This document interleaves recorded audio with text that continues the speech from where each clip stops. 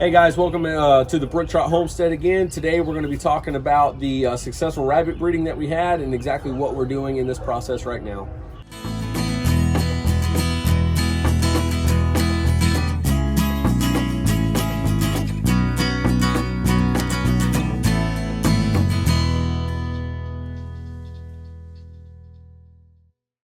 We had a successful breeding on April 26th. We breeded our bunny Honey here with our buck Chocolate.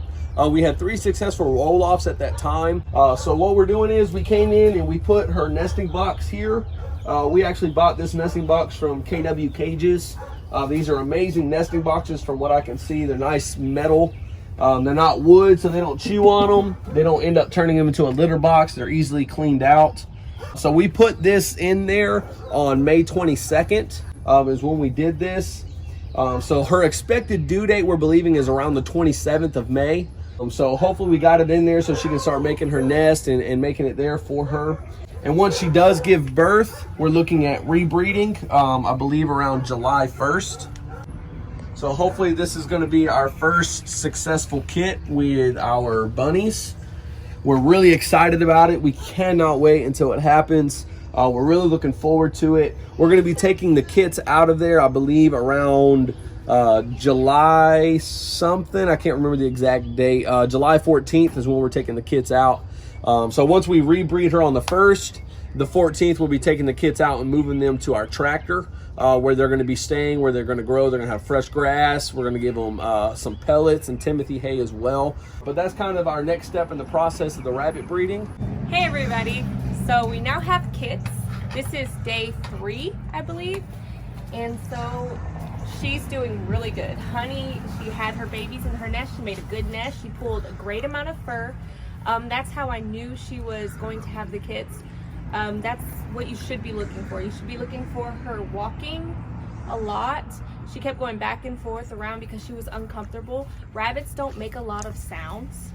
So it's really just the walking and pacing back and forth. And then you'll see her making her nest, filling her mouth with the hay and making a small little nest towards the back is what they first do, especially in the winter because it gets cold. So right now, she's moved the babies to the front. It's already getting warm in here, so see all this fur. We actually have to find these things. Goodness. My goodness.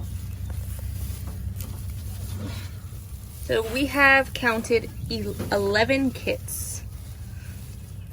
So you're gonna have some in the back, some in the front. They've all, like I said, this is day 3, so they're moving around, squirming around.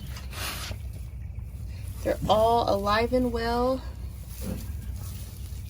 We do have a runt, which is this one right here.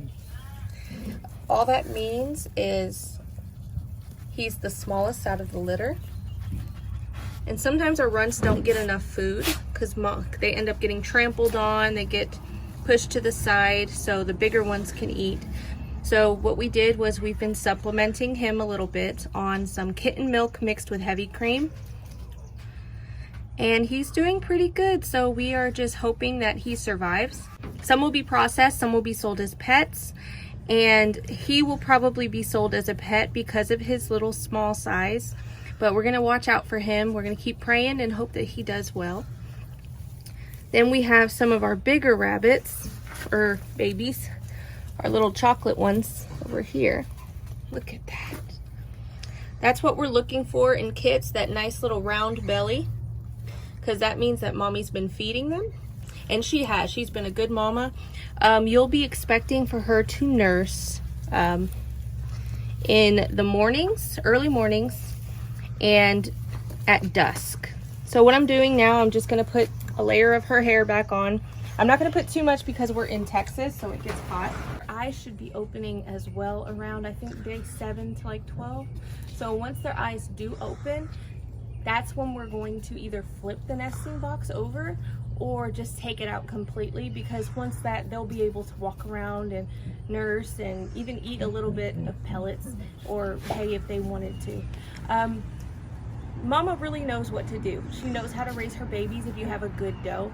And sometimes, unfortunately, if it's a brand new doe and they've never had a litter, they may not know what to do, so you might have to help them a little, or you might just lose a litter, and it does happen.